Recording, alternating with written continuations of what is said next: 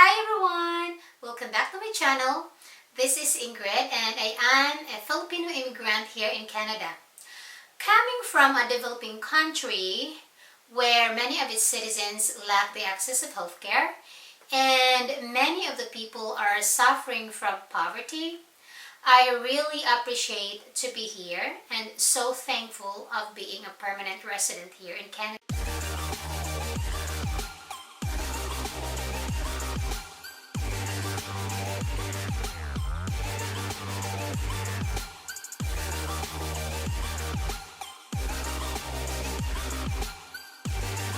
However, in this video, I'm gonna cite some not so good things about living here to give insights to those aspiring for a Canadian life that it's not all bed of roses here, especially if you're just new, so that you can weigh things right, and if you still decide to come here, you'll not be so shocked and frustrated about the bad side reality here. Okay, without further ado, let's start with the fifth in my list. So the fifth in my list is car insurance in Canada is mandatory and is very expensive, especially in Ontario. The average car insurance in Ontario costs $1,920 yearly, and that would be $160 monthly. And this is the highest car insurance among all provinces in Canada. But take note, that's only the average. If you are a new driver,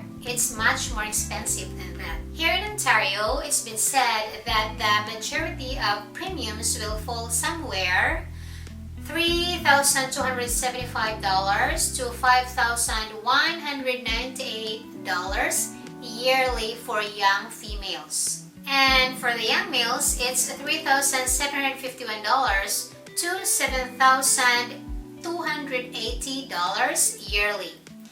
And that's between $312 to $806 monthly. Insurance rates, by the way, always differs depending on the individual situation, demographics, and other factors. And it can also increase after an at-fault accident. Fourth is places are spread out. Everything is far. So you need a car. It takes so long to get anywhere that you might as well stay at home every evening and probably on weekends and watch TV. So if you don't want to pay for an expensive car insurance, you probably aren't gonna get very far. Sure, you'll be able to get around the cities with good public transportation because there are buses there, but it's only limited by their routes and schedules. But if you live in the countryside just like us, you don't have no choice but to have your own car because there are no buses here. Buses are only in the cities. Also, their big stores here are spread out too. Like, let's say you're in Loblaws, but the item that you're looking for is not there and might be in Walmart. You can't just walk from one store to another because it's really far. And if it's winter and it's freezing outside, oh boy, you won't like it. So for you to live comfortably here, you need to have a car because places are super spread out. Driving from one store to the other would generally take you 5 to 10 minutes. Third is the professional credentials that you have in your home country is not recognized here.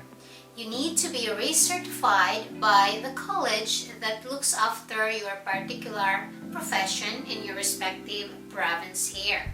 It's the reason why most of the educated immigrants here work in the job that are not related to their profession in their first few years. There are many professional immigrants here that are doctors, lawyers, accountants, teachers in their home country, but are just doing menial jobs such as service crew, taxi driver, or janitor for survival. But it's not a bad thing because having a Canadian experience will be your stepping stone to getting the job that you really want here. There are ones who pushed and succeeded to be recertified, and have continued to work in their profession. There are also those who chose to change their line of work here because of the lack of time and money to upgrade their education. Because it's not that easy to work and study, especially if you have your whole family here with you. Second is, Canada is a very cold country. There are 4 seasons here, which are spring, summer, fall, and winter, but the most days of your life here will be cold. It is only in the summer that you could wear short shorts and sleeveless here, which would only last for 2 months from June to August. And winters here can be really harsh in many parts of the country. If you love snow, especially if you're just very new here, it can be good. It's a great time to enjoy exciting winter activities such as snowmobiling and sledding. But other than that, could be disadvantages. You have to dress in so many layers and wear so many articles of clothing. You have to shovel your driveway. Your car can stuck in the snow. Everything freezes. You can slip and fall on the snow, which is very dangerous. You have to spend money on heating, and the cold feels terrible, and it's worse than the heat. So if you really want to move here and want a mild winter, you can do some research on some provinces here in Canada that have mild winter, and British Columbia is on top of that list. And the first in my list is extremely high taxes. Canada is one of the high-tax country, 38% as the highest and 12% as the lowest. Here, the more money you make, the more income taxes you pay.